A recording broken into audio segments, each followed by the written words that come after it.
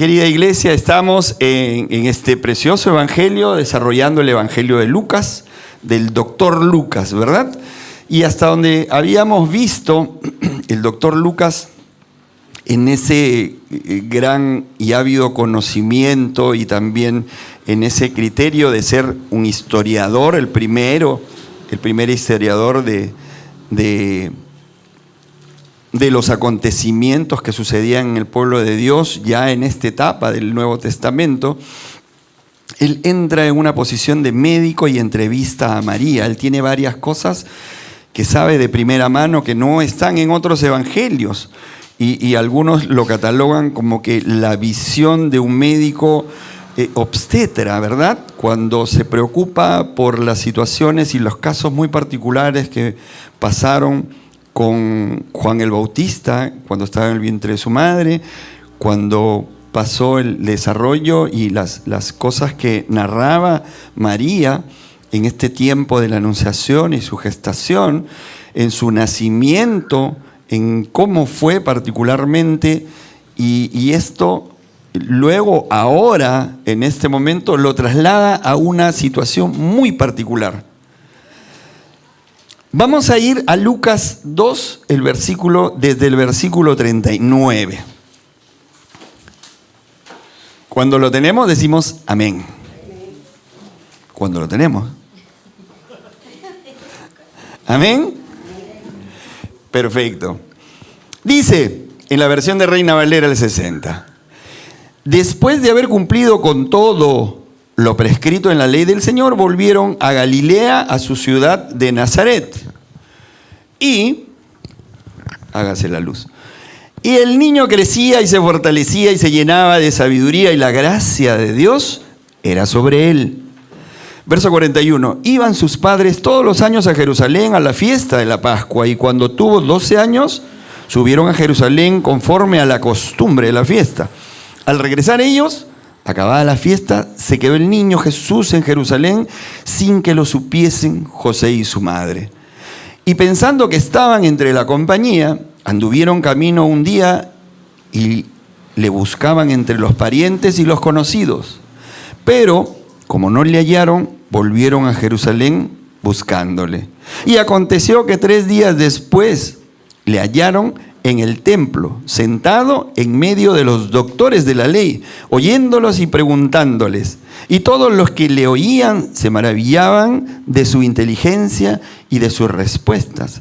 Cuando le vieron, se sorprendieron y le dijo a su madre: Hijo, ¿por qué me has hecho así? He aquí, tu padre y yo te hemos buscado con angustia. Entonces él les dijo: ¿por qué me buscabais? ¿No sabíais que estoy en los negocios de mi padre? ¿Me es necesario estar? Mas ellos no entendieron las palabras que les habló. Y descendió con ellos y volvió a Nazaret y estaba sujeto a ellos. Y su madre guardaba todas estas cosas en su corazón. Y Jesús crecía en sabiduría, en estatura y en gracia para con Dios y los hombres. Amén. Bendita sea su palabra del Señor.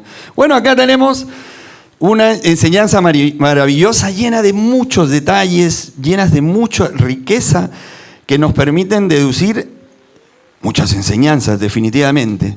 Primero, podemos entender que era una familia muy particular. Era una familia que estaba criando ¿a quién estaba criando? A Jesús. ¿Y quién era Jesús? El Hijo de Dios. Después de haber cumplido, verso 39, con todo lo prescrito en la ley del Señor, volvieron a Galilea, a su ciudad de Nazaret. Era una familia en donde el Hijo de Dios estaba ahí.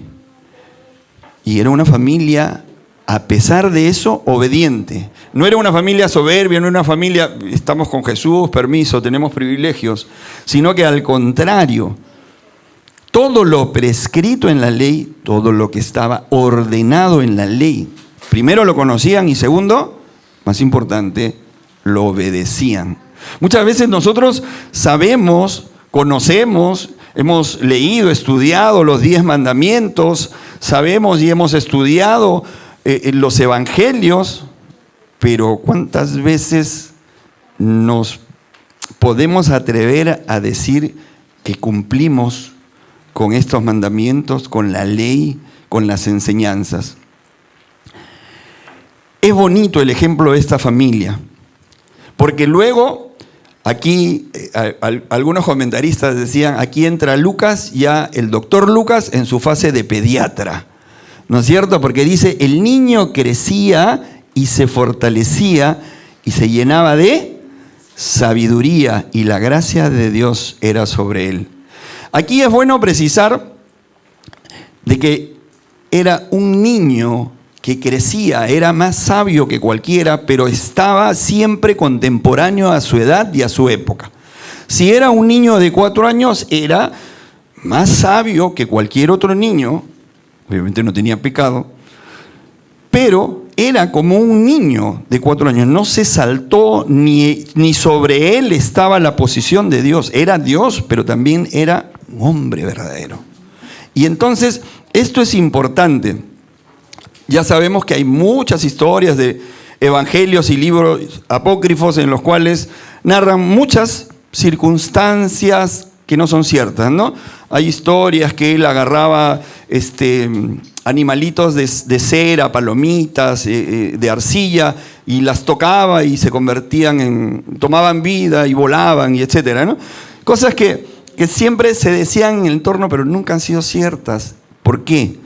Porque era parte importante de él ir creciendo, desarrollándose y sobre todas las cosas, esperando su momento. Esperando su momento. Cuando niño, entonces, él crecía, se fortalecía y se llenaba de sabiduría. Cuando hacía esto, la gracia de Dios. Cuando nosotros decimos o pensamos en sabiduría, por lo general, nos sintonizamos con el hecho de que puede ser la sabiduría tener muchos conocimientos. Ahora en internet, cualquier cosa que tú le preguntes a un chico que está en primaria, hasta menos, ¿no es cierto? Decía alguien, en 2 minutos te saca la información que tú deseas, quieres o que ni sabes. Antes nosotros teníamos pues que estudiar o recurrir a los libros de historia, los libros de secundaria de antes eran buenazos. Tú estudiabas un libro de historia antes o cualquier libro de secundaria y con eso te preparabas para postular a la universidad. Ahora, lamentablemente, estamos llenos de información, mucha información, pero esa no es la sabiduría. La sabiduría está en saber qué hacer con la información y saber cuándo una información es buena y cuándo es mala. Muchas veces incurrimos en el error nuestro como padres de querer dar facilidades o ser facilistas y bueno, pues mi hijo insiste en tener redes sociales y le damos redes sociales cuando claramente dice que tienen que tener 13 años. En algunas 16, ¿verdad? Pero definitivamente esto nos da una idea de que es necesario una edad para poder madurar, para poder discernir, para poder estar alerta y obviamente para ser responsable. Esto se trata. El niño Jesús en el templo, verso 41. Iban sus padres todos los años a Jerusalén en la fiesta de la Pascua. Y cuando tuvo 12 años, subieron a Jerusalén conforme a la costumbre de la fiesta. Ellos todos los años, a pesar de ser una familia, sabemos que era una familia de condición humilde. Su papá era un carpintero, no era pues alguien que tenía muchísima riqueza. Nuestro Señor Jesucristo fue criado en humildad, no en necesidad, pero sí en humildad. Porque eso es lo que te forma, la abundancia. A veces nosotros queremos darle todo a nuestros hijos, ¿no es cierto? Antes de que pidan ya les estamos dando. Y no es bueno, no es correcto. Quizá pensamos como padres que sea lo mejor, pero no es así. esta familia de condición humilde no dejaba de asistir al templo como lo mandaban, como ordenaban, con humildad, con viaje de 2 días, pero asistían. ¿Saben qué bonito es cuando viene una familia y trae a sus niños pequeños? Como decíamos la vez pasada, así hagan berrinches, así estén llorando, tráenlos, porque tienen que formarse, tienen que irse educando, tienen que irse acostumbrando. Porque si no, después, ¿cómo vas a decirle? ¿Cuántos casos nosotros conocemos de que cuando está más grande, más adolescente, ya lo voy a involucrar en la iglesia? Mentira. Tú eres la persona responsable como padre, como tutor, como abuelo, de que ese niño valore lo que significa el tiempo con Dios, lo que significa tu tiempo con Dios, lo que significa su tiempo con Dios. Es muy importante, es lo más importante, es necesariamente lo primordial. Cuando antes en el pueblo judío, en el pueblo de Israel, ellos aprendían a leer, desde niños, desde chicos aprendían a leer. ¿Cuál era su libro coquito de ellos? ¿Cuál era? Así es, la Torá. Ellos leían a partir de las Sagradas Escrituras. No había otra, es que es el centro. Sus canciones, ¿no es cierto? Nosotros ayer estábamos haciendo el Leoncito de Judá y nos gozábamos a partir de las canciones alegres. Ellos tenían los salmos. Nosotros hemos estado orando y tenemos unos himnos preciosos. Y el de 1000 razones es un himno basado en el Salmo 103. Entonces, miren cómo nos hace sentir en el gozo. Y este pueblo estaba acostumbrado a enseñar, y lo sabemos, a los padres les decía, incluso pónganse en la frente la palabra del Señor, en los pilares, en las paredes de tu casa, así como acá estamos, ¿verdad? Llenándonos de versículos y nos faltan más. Pero en realidad el criterio es ese. Aquí yo quiero hacer una salvedad. Hay muchas Biblias que en el contexto hablan, incluso hay muchas predicaciones que se habla que Jesús estaba de 12 años, cuando fue adolescente estuvo en esta situación del templo. Queridos hermanos, nuestro Señor Jesucristo, al igual que en este pueblo, pero especialmente nuestro Señor Jesucristo, no fue adolescente, no adolecía de nada. Él era el Hijo de Dios y por naturaleza era un hombre. No tenía pecado, no estaba en el proceso de... Y es más en esta cultura. ¿Lo tenemos? Verso 42, y cuando tuvo 12 años subieron a Jerusalén conforme a la costumbre de la fiesta. Al regresar ellos, es decir, después de esta fiesta que no duraba un ratito, 15 minutos, media hora, duraba días, ¿verdad? Al regresar ellos, acabada la fiesta, se quedó el niño Jesús en Jerusalén sin que lo supiesen José y su madre. Aclaración, no es que se escondió, sino que no se dieron cuenta. ¿Qué pasa cuando uno no coordina? Uno asume, cuando tú no coordinas, seguro que está con su papá. ¿Y el papá? No, seguro que está con la mamá. Tenemos que recordar que en este tiempo viajaban en caravanas. ¿Se acuerdan de las películas de vaqueros ahí del oeste? Era una situación parecida, viajaban en caravanas y por lo general un grupo de mujeres, un grupo de hombres. ¿Por qué? Lo dijimos la semana pasada, eran tiempos muy peligrosos. Eran tiempos muy peligrosos. A cualquiera secuestraban, robaban en los caminos, mataban. Había muchos, aquellos que asaltaban a los viajeros. La parábola del samaritano, por ejemplo, era una situación común para ellos. Entonces se protegían viajando en caravanas, viajando en grupos grandes. Y aquí pues sucedió este asunto, verso 44, pensando que estaban entre la compañía, es decir, con la familia o con el otro grupo, anduvieron camino de un día y le buscaban entre los parientes y los conocidos. Pero como no le hallaron, volvieron a Jerusalén buscándolo. Y aconteció que 3 días después lo hallaron en el templo, sentado en medio de los doctores de la ley. Acá hay una aclaración. Un día de ida y se dieron cuenta que no estaba. Un día de regreso, ya en ese, ¿te imaginas cómo? ¿Te imaginas cómo? Yo creo que tú pierdes de vista a tu hijo 10 minutos y se te sale el corazón, ¿verdad? Y es una cosa pero desastrosa. Segundo, dice Rosita. Rosita perdió como por 10 minutos a Farid y hasta ahora está traumada. Es increíble, pero en estos tiempos pues uno puede ubicar, ver, preguntar, usar las redes sociales, indagar, llamar a serenazgo, qué sé yo. Pero en ese tiempo tenían que regresar. Un día se regresaron de nuevo y el otro día, el tercer día, se la pasaron buscando. ¿A quién buscaban? A Jesús. Entonces, ¿Jesús dónde tenía que estar? En el templo. Primerito debieron buscar ahí. No sé si lo hicieron así, ¿no? Dice, verso 46, y aconteció que 3 días después lo hallaron en el templo, sentado en medio de los doctores de la ley. ¿Saben cuál es lo maravilloso?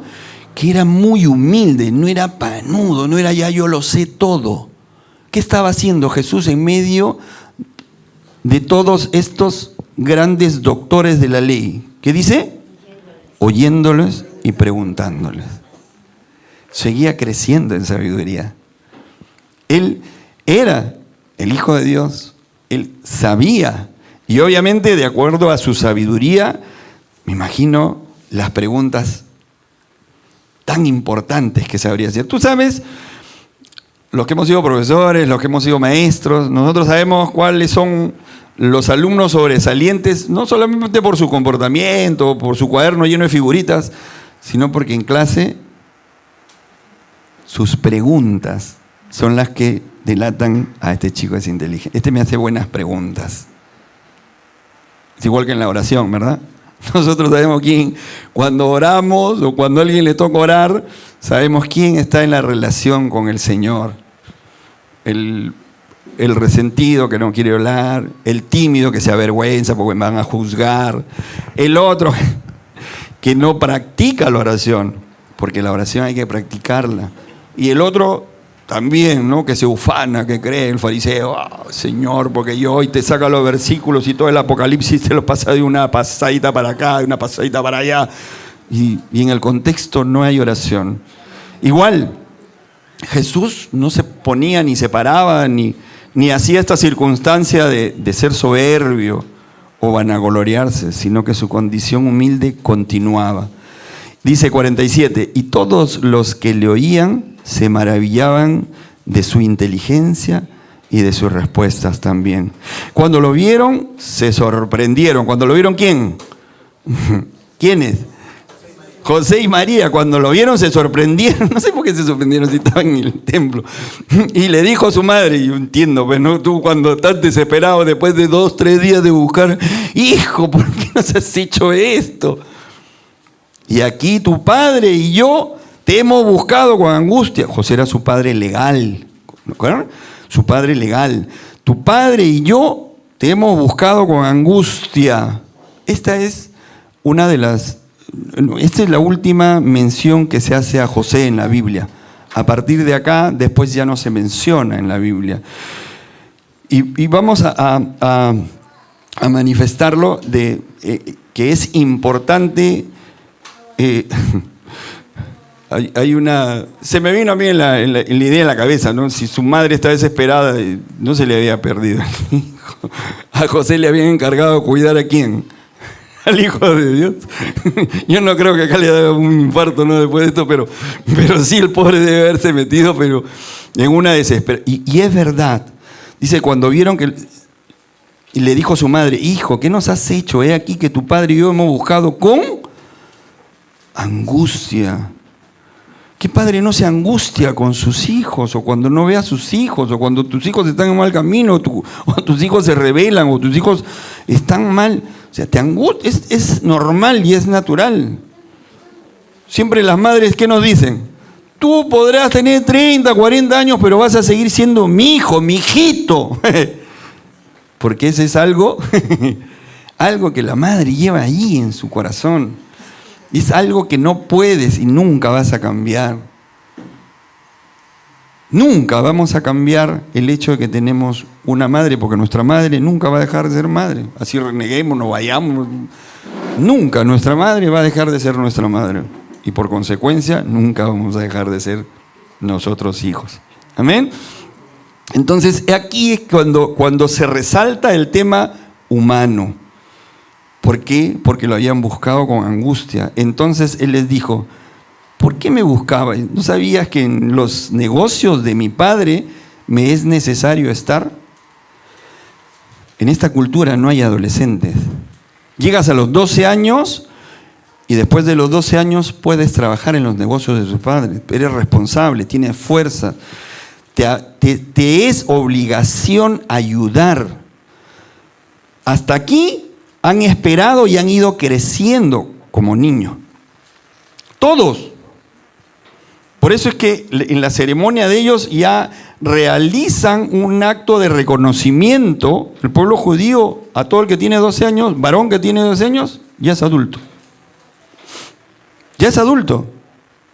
Y empieza a trabajar en los negocios de sus padres. Y aquí dice: ¿por qué me buscabas? ¿No sabías que en los negocios de mi padre me es necesario estar? Mas ellos no entendieron las palabras que le habló, no entendieron el significado que él estaba diciendo. Obviamente, dentro de toda la angustia, lo más importante ya lo encontramos.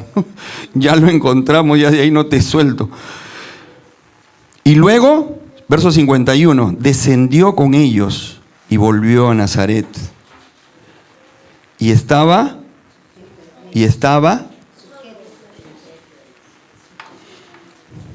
muy Jesucristo, pero él enseñaba la obediencia. El estar sujeto significaba que seguía obediente a sus padres.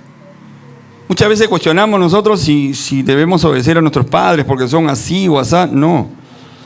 Tus hijos te cuestionan porque el tema de la obediencia, ¿por qué tengo que obedecer si ya tengo 13, 14, 15? No. Podemos compartirle este texto. Si Jesús, siendo Jesús, obedecía. Si Jesús, siendo Jesús, estaba sujeto a sus padres. Si Jesús, siendo Jesús, sabía que tenía que obedecer a sus papás.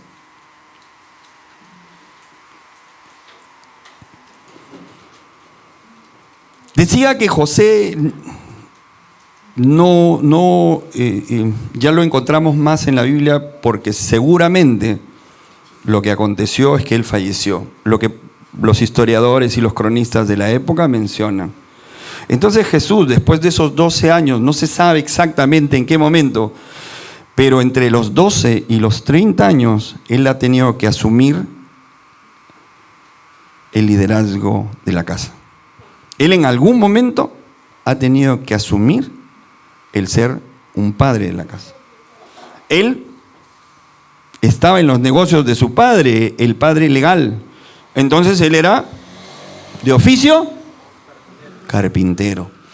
Y con eso sustentaba a su familia, a su madre y a sus hermanos, o sus medios hermanos.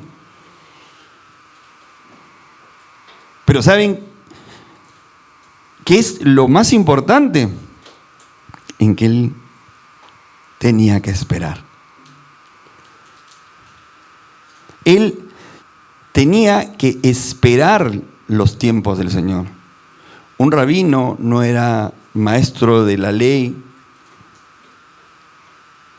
sino a partir de los 30 años. Entonces, cuando él llega a los 30 años, tampoco dio el salto o se catapultó y empezó su ministerio, porque luego tuvo que esperar 3 años más, aproximadamente, para poder luego hacer su ministerio público a cual nosotros conocemos, y el plan de la salvación que en él se cumple. ¿Amén? Entonces, es importante que nosotros podamos entender que a veces deseamos, que a veces auguramos cosas para nosotros, pero lo más importante es saber esperar el tiempo de Dios. Porque mientras tanto Dios te va formando, te va llenando de sabiduría. Porque el principio de la sabiduría, ¿cuál es? ¿Cuál es? El temor a Dios, el respeto a Dios, el obedecer a Dios, el estar en sintonía con Dios. Mientras tanto, él estaba sujeto luego a su madre, ¿verdad? Verso 52, esto es muy bonito, dice, y Jesús crecía, miren, en el verso 40, el niño crecía y se fortalecía y se llenaba de sabiduría y la gracia de Dios era sobre él.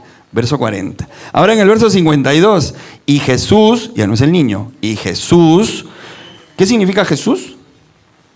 Y el Salvador crecía en sabiduría y en estatura, sabiduría y crecía. Es decir, desde los 12 años ha tenido que crecer en estatura, pero también eso significaba el desarrollo en muchas áreas. Él crecía en sabiduría, en estatura, en gracia para con Dios y los, porque parte principal de todos nosotros es aprender a relacionarnos con los demás. ¿Somos seres sociales? Sí, pues. No es bueno que el hombre esté solo. Y él hizo una idónea. Pero también lo puso en sociedad. Nosotros somos seres sociales. Y por eso nuestro Señor Jesucristo también en su ministerio, en el discipulado, en el trato con los demás, fue un hombre que tuvo gracia. Lo seguían miles de personas. Todos querían estar a su lado. Todos querían estar a su lado. No era el que se sobraba a tomarse fotos. No, ahora no puedo. No. ¿De verdad? Como hay tantos líderes. Ahora hay gente que lo sigue si son, pues, no quiero. Ahora, él era un tipo humilde, que se preocupaba por la condición de la gente, por el enfermo, por el pecador, por el solitario, por aquel que estaba en soledad o era despreciado. Ese era Jesús. Crecía, dice, que crecía en sabiduría y en estatura, porque era un hombre que se desarrolló normalmente como hombre. Muchas veces lo describen, pues, en las películas. Estaba viendo una película del Evangelio de Lucas, una de los 70, creo, ¿no? 80, una versión anterior. Y ahí sale, pues, bien churro, ¿no? El Jesucristo así bien churro, una carita así, bien delicadita, que no tiene nada que ver, pues, con alguien que era del pueblo judío, hebreo, carpintero, tosco.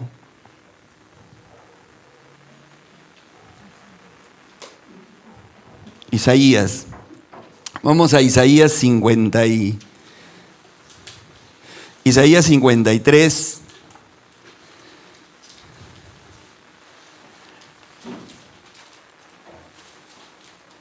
2.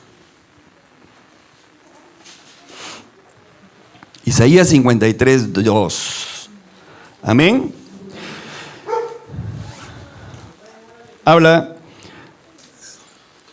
sobre nuestro Señor, ¿verdad? Están profetizando. Dice, subirá cual renuevo delante de él y como raíz de tierra seca.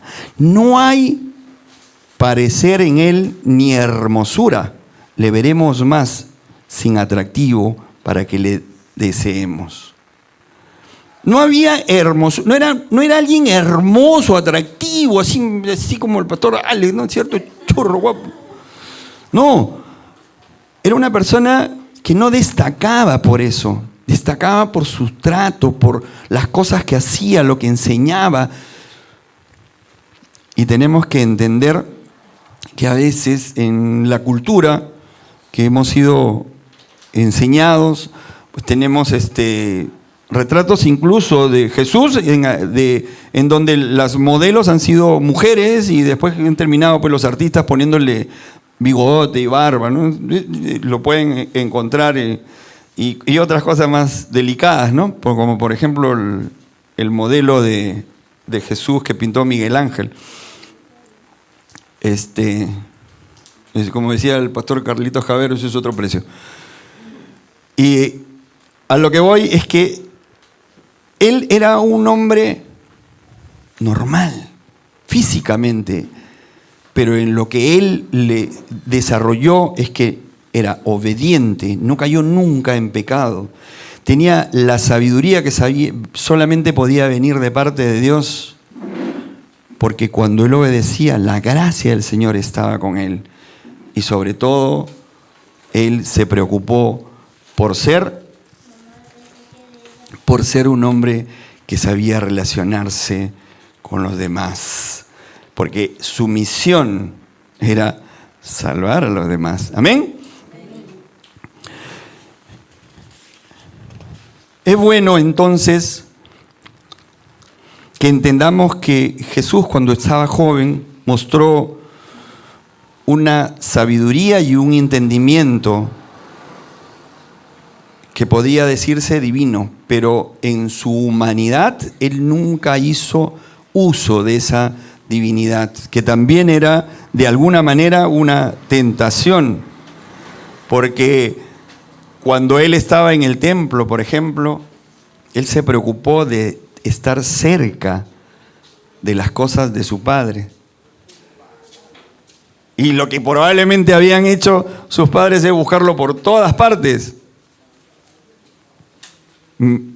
hasta que finalmente lo encontró allí. Colosenses 3:2. Colosenses 3:2 nos relata una importante situación que debemos nosotros interiorizar. Y esta es que debemos mirar las cosas de Dios, las cosas de arriba, no las cosas de la tierra. ¿Qué dice en la versión Reina Valera? ¿Lo tenemos? Colosenses 3:2. Léanlo, está ahí.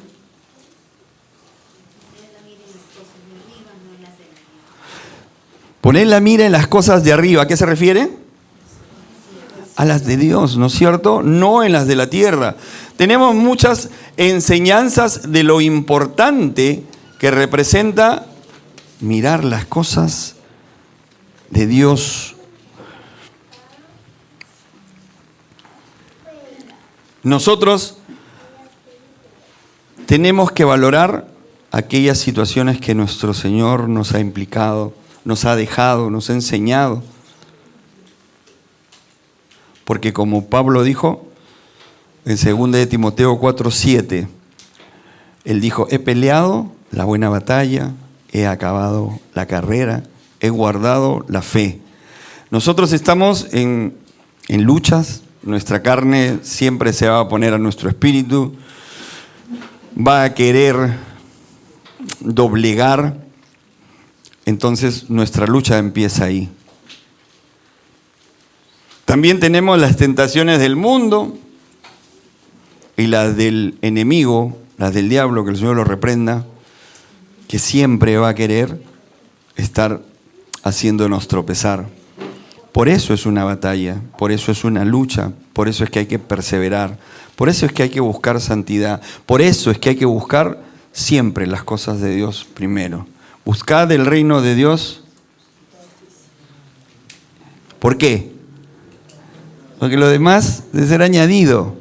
No busquemos las añadiduras. Primero, busquemos el reino de Dios. ¿Amén? Amén. Queridos hermanos, bendito sea el Señor. Podemos deducir que nuestra oración debe estar inclinada pidiendo al Señor, primero, por sabiduría y crecimiento espiritual, que es muy importante para poder profundizar nosotros, para poder realmente encontrar sabiduría de parte de Dios siempre y cuando busquemos su presencia. No seamos superficiales, no seamos momentáneos, no seamos circunstanciales, no seamos botiqueros, ¿no es cierto? Acercarnos o buscarnos al Señor porque queremos la pastillita para el dolor, para la pena, para el trabajo, para la economía. Tenemos que estar constantes. Y esto nos va a llevar luego a un real crecimiento espiritual. Si no, no lo vamos a poder hacer como tal. Necesitamos que en todo tiempo tengamos presente al Señor. Segunda cosa importante para pedir en oración, es que el Señor nos permita vivir en una verdadera obediencia y sujeción a Él. Nuestro Señor Jesucristo, la familia, José, María, me imagino luego sus hermanitos o sus medios hermanos estaban en obediencia y sujeción al Señor. Primero en lo que significaban las normas, las leyes, y luego en las fiestas y la asistencia al templo, porque sabían lo importante que era conocer de la palabra del Señor. Y es algo que nosotros debemos perseverar. A mí me encanta ver la iglesia cuando está así, porque no buscamos, no venimos a estar nosotros, sino es una imposición del Señor, es un mandato rendirle culto. Empecemos con los 10 mandamientos. Empecemos en la creación antes de que haya el pueblo de Dios. El día de descanso no era de descanso para el Señor, ¿quién te va a estar cansado? El día del descanso era para que nosotros podamos tener un día en rendirle culto. Esa era la idea, esa es la idea. A veces no le rendimos culto en todo un día como debería o como lo hacen en la cultura hebrea. Pero nosotros por lo menos debemos rendirle culto en este tiempo, como ahora. Sabemos que hay hermanos, y aprovecho para saludarlos, que están enfermos, delicados de salud, o están trabajando, o están de viaje. Un saludo de parte de la comunidad. Nos comprometemos a orar por el restablecimiento de la salud de nuestra hermana Evita, orar por el retorno, el viaje de nuestra hermana Eunice, que Dios la bendiga, la guarde en su salida y su llegada, regreso acá a Lima. También tenemos a nuestro querido Jorge Sime, que está trabajando, y así como él, nombre por nombre, nos comprometemos a orar. Bendito sea el Señor. También debemos orar por los asuntos que son de Dios, tener pasión por estos asuntos de Dios, por predicar, por enseñar, por amar, por desarrollar cercanía con las personas, como lo hacía él. No juzgar, no ver cómo está vestido, cómo habla, cómo dice, de dónde viene, qué posición tiene, el pecado que tuvo. Nadie está libre, lo sabemos, de pecado. Y por eso es que el Señor nos enseñó que el amor lleva perdón, o el perdón lleva amor. Amén. La oración por un compromiso renovado con la misión de Dios. Esa oración es importante, renovar nuestro compromiso con toda la misión que tiene Dios. Renovar con el servicio que puedo, porque si yo he recibido algo, no es para que se guarde en el bolsillo o en mi interior o qué bonito está. Charles Spurgeon dijo una vez una frase muy bonita. Decía que la salvación es como un mendigo diciéndole a otro mendigo dónde encontrar pan. Esa es la visión que debemos tener nosotros. Porque si tú y yo hemos sido salvos, debemos enseñar a los demás que es el tiempo de aceptar al Señor en su corazón de verdad, o reconciliarse con el Señor de verdad, porque Él solamente espera que nuestro corazón esté dispuesto a arrepentirnos, porque ¿cómo te va a perdonar si no te arrepientes? Y luego por fe recibir esa reconciliación. Inclinemos nuestro rostro, por favor.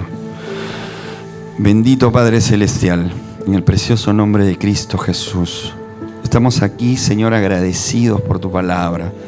Sabemos que es un tiempo, Señor, especial para cada uno de nosotros. Tú, mejor que nadie, sabes la circunstancia por la cual estamos pasando. A ti no te podemos mentir, Señor, nunca. Tú nos enseñaste a dejar de lado las cosas del mundo, de la tierra. Tú nos enseñaste que es mejor mirar para arriba y buscar tu presencia, mirar las cosas de Dios. Ayúdanos, Señor, primero, sobre todas las cosas, a poder ponernos a cuenta contigo.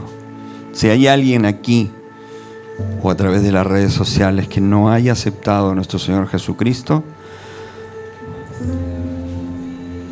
ahora invitamos, como dice la palabra, que confieses con tu boca.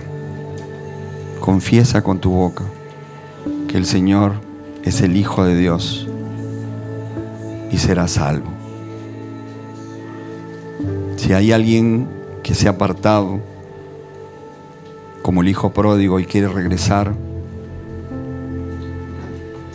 a los brazos del Padre, este es el momento. Te invito a hacer una oración ahí en tu sitio, en tu casa, y pedirle al Señor, pedirle perdón, arrepintiéndote de los errores cometidos, comprometerte a restaurar las cosas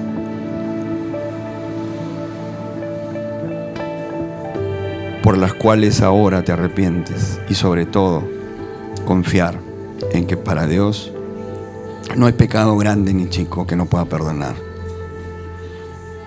Él es tu Padre, Él es nuestro Padre, y Él tiene tanto amor. Alguien decía, lo más maravilloso del mundo es que si tú amas a tus hijos, Dios los ama más. Si tú amas a tus padres, Dios los ama más. Si tú amas a tus nietos, Dios los ama más. Dios te ama. Por eso te creó, por eso estás aquí, porque Él te ama.